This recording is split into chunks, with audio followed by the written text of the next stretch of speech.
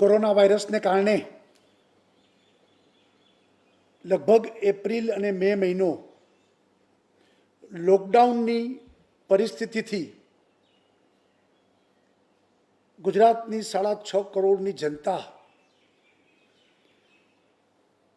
ભારત સરકાર અને ગુજરાત સરકારે નીતિ નિયમો જે બનાવ્યા, લોકોએ ખૂબ સારો સાથ અને સહકાર આપીને લોકડાઉનને સફળ બનાવ્યો।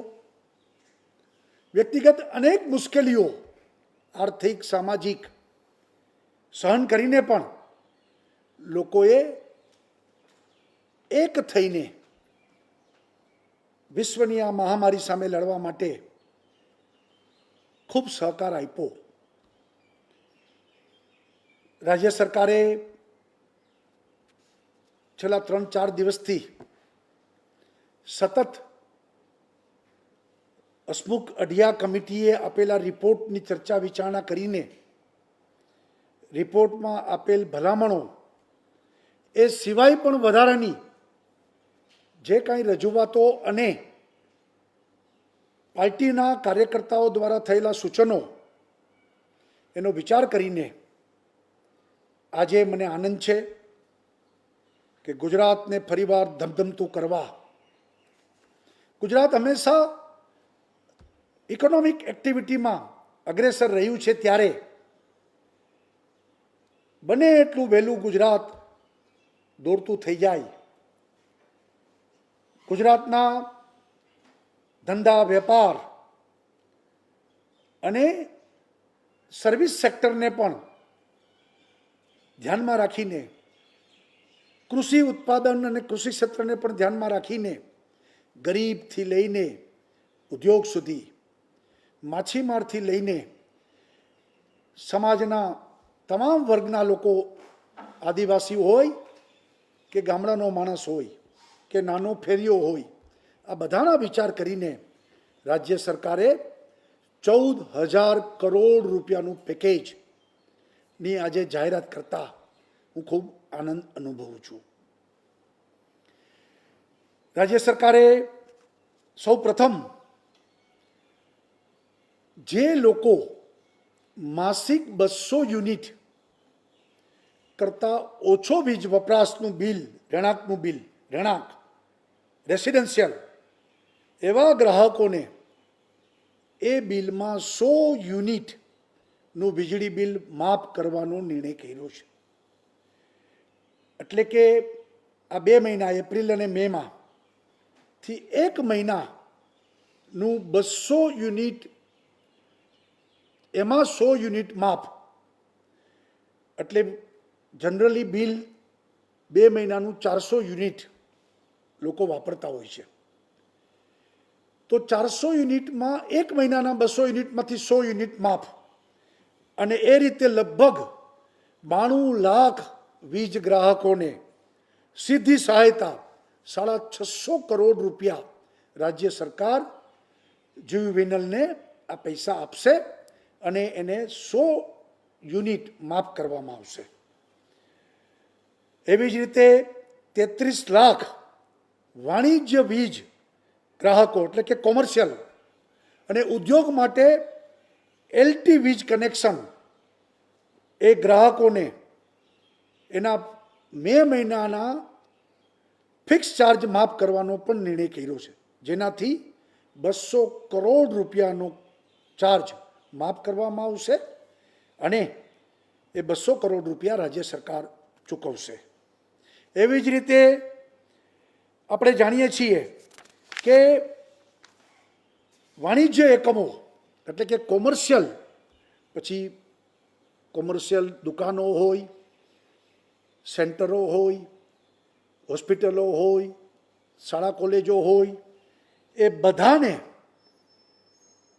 આ વર્ષના વાર્ષિક પ્રોપર્ટી ટેક્સમાં 20% માફી આપવામાં આવશે અને એ દ્વારા લગભગ 23 લાખ નાની મોટી દુકાનો અને વાણિજ્ય એકમોને આનો લાભ મળશે અને એના 600 કરોડ રૂપિયા જે તે મ્યુનિસિપલ કોર્પોરેશન અને મ્યુનિસિપાલિટીને રાજ્ય સરકાર ચૂકવશે। એટલે 600 કરોડ રૂપિયાની વેપારીઓને આની રાહત આપવામાં આવી છે. એવી જ રીતે પ્રોપર્ટી ટેક્સ 31મી જુલાઈ સુધી બધા કોર્પોરેશનમાં જે લોકો ટેક્સ ભરી દેશે આ વર્ષનો એને 10% રિબેટ અને 144 કરોડ રૂપિયાની રાહત આ રાજ્ય સરકારે આપવામાં આવી છે. એવી જ રીતે આપણે જાણીએ છીએ કે નાની નાની દુકાનો, provision stores, medical stores, mobile shops, garage, shopping સેન્ટરો, આ બધામાં જૂન, જુલાઈ, ઓગસ્ટ એમ 3 મહિના માટે જે વીજ કર 20% જે લેવામાં આવે છે એ 3 મહિના માટે 15%, 5% ઘટાડવામાં આવ્યો છે. 30 લાખ દુકાનદારો, વેપારીઓ, કારીગરો એ બધાને એનો લાભ મળશે અને 80 કરોડ રૂપિયાની આર્થિક રાહત રાજ્ય સરકારે આપી છે. એવી જ રીતે લોકડાઉનને કારણે નાગરિકોને પરિવહન, ખાસ કરીને લક્ઝરી બસો, ટેક્સીઓ, આ બધાને, જીપો, આ બધાને ખૂબ અસર પડી છે. ચાલ્યા જ નથી ધંધા. અને એટલા માટે રાજ્ય સરકારે નક્કી કર્યું છે કે લક્ઝરી બસો, કોન્ટ્રાક્ટ કેરેજ બસો, જીપ, ટેક્સી, મેક્સી કેબ, આ બધાને 1 એપ્રિલથી 30 સપ્ટેમ્બર સુધી 6 મહિનાનો ટેક્સ, રોડ ટેક્સ સંપૂર્ણ માફ કરવામાં આવે છે, જેનાથી 63,000 વાહન અને 221 કરોડનો રોડ ટેક્સ પણ રાજ્ય સરકારે માફ કર્યો છે. જીઆઈડીસીના પણ ઘણા બધા પ્રશ્નો હતા. જીઆઈડીસી ધમધમતી થાય, ઉદ્યોગો કામ કરતા થાય તો અનેક લોકોને રોજીરોટી આપે અને એ દ્રષ્ટિથી 460 કરોડ રૂપિયા જીઆઈડીસીમાં પછી બાકી લેણા હોય, એને ઉપર પેનલ્ટી ચડેલી હોય, વ્યાજ ચડેલી હોય, આ બધામાં આ પેનલ્ટી, વ્યાજ એ પ્રકારે જે કાંઈ હર્ડલ્સ હતા એ દૂર કરીને ઝડપથી ઉદ્યોગો કામે લાગી જાય એટલા માટે 460 કરોડ રૂપિયાની એમાં પણ જીઆઈડીસીના અલગ અલગ નિર્ણયો કરી અને એમાં પણ રાહત આપવામાં આવી છે. સાથે સાથે ઉદ્યોગ પ્રવૃત્તિઓને વેગવાન બનાવવા 768 કરોડની કેપિટલ અને વ્યાજ સબસિડીનું 31 જુલાઈ 2020 સુધીમાં ચૂકવણું કરવામાં આવશે. એનો મતલબ એ છે કે ઘણાની સબસિડીઓ બાકી હતી, પૈસા ચૂકવવાના, વ્યાજ સબસિડીઓ પણ દેવાની. સરકારે નિર્ણય કર્યો છે કે ઝડપથી એના હાથમાં પૈસા આવે તો એ પૈસા ઇકોનોમીને વધુ ફાસ્ટ બનાવે, એટલે ઉદ્યોગોને નાણાં ભીડ ન રહે એટલા માટે પણ 768 કરોડ રૂપિયા ચૂકવવાનું રાજ્ય સરકારે નિર્ણય કર્યો છે અને મોટી રાહત લોકોને મળશે. અને આ 1 મહિનામાં જ અમે લોકો મોડામાં મોડું જેને કહીએ તો હવે જુલાઈ 15 સુધીમાં આ વિષય ચૂકવણી થઈ જાય અને લોકોને પૈસા એના ઉપયોગી બને. ટેક્સટાઇલ ઉદ્યોગોને પણ 450 કરોડની કેપિટલ સબસિડી, કેપિટલ અને વ્યાજ સબસિડીનું ચૂકવણી પણ કરવાનું નક્કી કર્યું છે. એ પણ જુલાઈમાં ચૂકવવામાં આવી જશે. એવી જ રીતે મેગા ઇન્ડસ્ટ્રીઝના જે કંઈ 150 કરોડ રૂપિયાની કેપિટલ અને વ્યાજ સબસિડી પણ એનું પણ ચૂકવણું ઝડપથી કરશે. ખાસ કરીને જીએસટીમાં રિફંડ લગભગ 3200થી વધુ વેપારી સંસ્થાઓ 1200 કરોડનું જે પડતર વેટ અને જીએસટી રિફંડ જે છે એ પણ જુલાઈ સુધીમાં ચૂકવવાનો પણ સરકારે નિર્ણય કર્યો છે, જેથી વેપારીઓને એ નાણાં ભીડ ન રહે અને આગળ એ લોકો વધી શકે. એવી જ રીતે રાજ્ય સરકારે હાઉસિંગ સેક્ટરમાં ખાસ કરીને હાઉસિંગ સાથે ઘણી બધી રોજગારી જોડાયેલી હોય છે. અનેક લોકો એમાંથી રોજગાર મેળવતા હોય છે. પછી કડિયા કામ હોય, સુતારી કામ હોય, પ્લમ્બર કામ હોય, ઇલેક્ટ્રિશિયનનું કામ હોય, ફર્નિચરનું કામ હોય, આ બધા લોકોને કામને વેગ મળે એટલા માટે એફોર્ડેબલ હાઉસિંગ ક્ષેત્રમાં આપણે 1,60,000 નવા મકાનો એફોર્ડેબલ હાઉસિંગના ગરીબ અને મધ્યમ વર્ગના લોકોને મળે એટલા માટે 1,000 કરોડ રૂપિયાની સબસિડી રાજ્ય સરકાર ચૂકવશે અને આ ક્ષેત્રમાં પણ ખૂબ ચેતનવંતું બને એ માટે પણ રાજ્ય સરકારે નિર્ણય કર્યો છે. આપણે 24 લાખ ખેડૂતો 39,000 કરોડ રૂપિયાની ટૂંકી મુદતનું પાક ધિરાણ 0% વ્યાજે આપવામાં આવે છે. સહકારી બેન્કો, રાષ્ટ્રીયકૃત બેન્કો દ્વારા ચૂકવાય છે અને એટલા માટે 410 કરોડ રૂપિયા એ સબસિડી રાજ્ય સરકાર ચૂકવશે અને 31મી ઓગસ્ટ સુધી આ લોકોને વ્યાજ ભરવું ન પડે લોનનું, એની પણ વ્યવસ્થા રાજ્ય સરકારે કરી છે. દેશી ગાય આધારિત પ્રાકૃતિક ખેતી એટલા માટે પણ રાજ્ય સરકારે 900 રૂપિયા એક ગાયને, જે લોકો પ્રાકૃતિક ખેતી કરવામાં આવતા હશે એને દર મહિને 900 રૂપિયા એક ગાય માટે સબસિડી, જેથી કરીને 10,800ની આર્થિક સહાય વાર્ષિક આપણે આપશું. લગભગ 61,000 ખેડૂતો આનો લાભ લેશે અને પ્રાકૃતિક ખેતીને વેગ મળશે. લગભગ 67 કરોડ રૂપિયા એ પણ રાજ્ય સરકાર ચૂકવશે. મુખ્યમંત્રી પાક સંગ્રહ યોજના એ અંતર્ગત ખેતરોમાં ખેડૂતો નાના નાના ગોડાઉનો બનાવે, ઝડપથી કામ થાય એટલા માટે એકમ દીઠ 35,000 રૂપિયાની સહાય, એટલે એક ખેતરમાં એક ગોડાઉન બનાવે એનો જે ખર્ચ થશે એમાં 35,000 રૂપિયા રાજ્ય સરકાર સહાય આપશે. 350 કરોડ રૂપિયા તાત્કાલિક એને આપણે આપીશું અને ઝડપથી આ પૈસા પણ લોકો વચ્ચે જાય અને ખેતરોમાં ગોડાઉનો બને, અનાજો બગડે નહીં, ખેડૂતને નુકસાન ના જાય એ માટે પણ સરકારે આ અંગેની પણ નિર્ણય કરીને આ પેકેજમાં લેવામાં આવ્યું છે. તાજેતરમાં ભારત સરકારે એક યોજના જાહેર કરી છે જેમાં મત્સ્ય ઉદ્યોગો માટે જરૂરી ફિશિંગ બોટ, ફિશિંગ નેટ, મત્સ્ય બીજ વગેરે 40 ઇનપુટ સાધનો એ લોકોને ખરીદવા માટે જે કંઈ ખરીદશે એમાં 200 કરોડ રૂપિયાની રાજ્ય સરકાર સબસિડી આપશે. કેન્દ્ર સરકાર પણ સબસિડી આપશે અને રાજ્ય સરકાર પણ સબસિડી આપશે અને આ ઉદ્યોગોમાં પણ ખૂબ વેગવંતું બને અને ગુજરાત એ દરિયાકાંઠો ધમધમતો બને એ માટે પણ રાજ્ય સરકારે ફિશરીઝ ક્ષેત્રમાં પણ આ પેકેજનો ઉપયોગ કરવાની વાત કરી છે. આત્મનિર્ભર ગુજરાત 1 લાખ રૂપિયા કોઓપરેટિવ બેન્કો, ક્રેડિટ સોસાયટીઓ આ બધી લોન આપવાની છે. એમાં રાજ્ય સરકારે નક્કી કર્યું છે મુજબ 6% ઇન્ટરેસ્ટ સબસિડી રાજ્ય સરકાર આપશે, વાર્ષિક 2% જ ખાલી જે તે અરજદાર એને ચૂકવવાના રહેશે. 1 લાખ રૂપિયા સુધીની મુદતમાં એ આપણે આત્મનિર્ભર ગુજરાત પાર્ટ 1 આપણે જાહેર કરેલું. આ વખતે બીજું પાર્ટ 2 જાહેર કર્યું છે આપણે, જેમાં 1 લાખથી 2.5 લાખ સુધી બેન્કો, કોઓપરેટિવ ક્રેડિટ સોસાયટીઓ એ બધા લોકો લોન આપશે.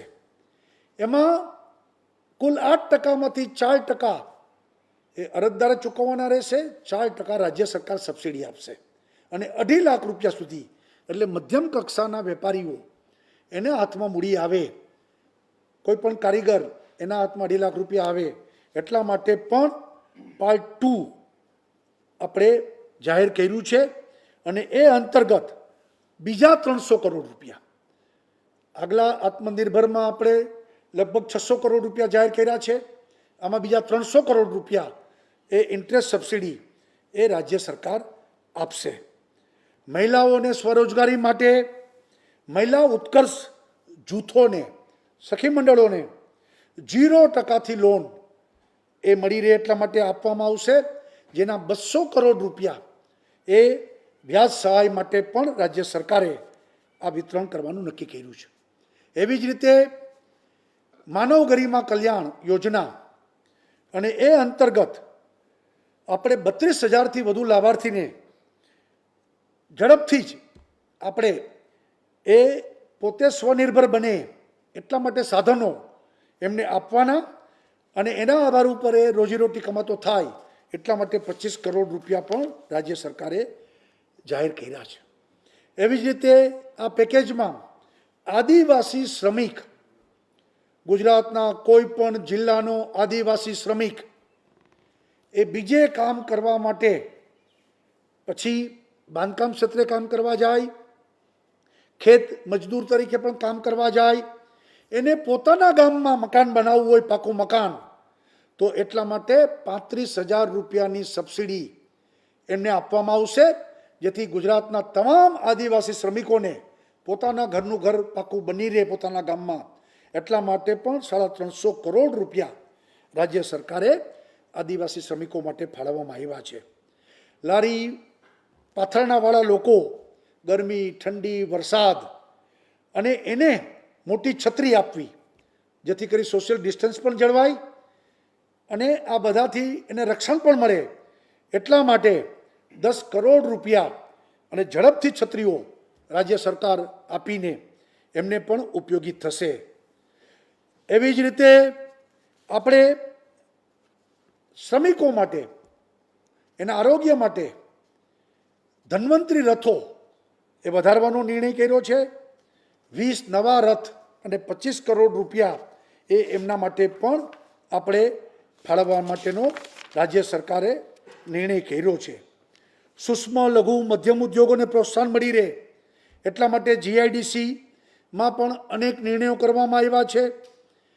MSME માટે ભારત સરકારનું જે પેકેજ છે એ પેકેજ ઝડપથી એને પ્રાપ્ત થાય એના માટે જિલ્લે જિલ્લે નોડલ ઓફિસરો નિમીને એને પણ પૈસા મળી રહે એની પણ વ્યવસ્થા આ રાજ્ય સરકારે કરી છે. એવી જ રીતે રાજ્ય સરકારે રાષ્ટ્રીયકૃત બેન્કો સાથે સૂક્ષ્મ લઘુ વ્યાજ, લઘુ મધ્યમ કદના ઉદ્યોગોને ધિરાણ માટે વ્યાજના દરને ધ્યાનમાં રાખીને હાલના વ્યાજના દર 12% ઘટાડીને 10%નો જે નિર્ણય થયો છે એ માટે પણ સબસિડી રાજ્ય સરકાર આપશે. એવી જ રીતે અનેક અલગ અલગ ક્ષેત્રો, જેમ ગરીબ લોકો માટે અત્યાર સુધીમાં આપણે 5 વખત મફત અનાજ એ બધું પૂરું પાડવામાં આવ્યું. આપણે કરોડો કુટુંબોને આ રીતે આ કોવિડમાં મદદ કરવામાં આવી. દિવ્યાંગ, વૃદ્ધ, વિધવા આ બધાને પણ પેન્શનોના ઝડપથી પૈસા મળી રહે એની ચૂકવણી કરવામાં આવી છે. ખેડૂતોને 2,000 રૂપિયા એમને જે કિસાન સન્માન નિધિમાં મળે છે એ પૈસા પણ એમના ખાતામાં પહોંચાડવાની વ્યવસ્થા કરવામાં આવી. અને ઓવરઓલ જેને કહીએ કે રાજ્ય સરકારે દરેક વ્યક્તિ, દરેક ક્ષેત્રોને ધ્યાનમાં રાખીને એને ધબકતા કરવા માટેનો આપણો આ પ્રયત્ન છે. મુખ્યમંત્રી રાહત ફંડમાંથી પણ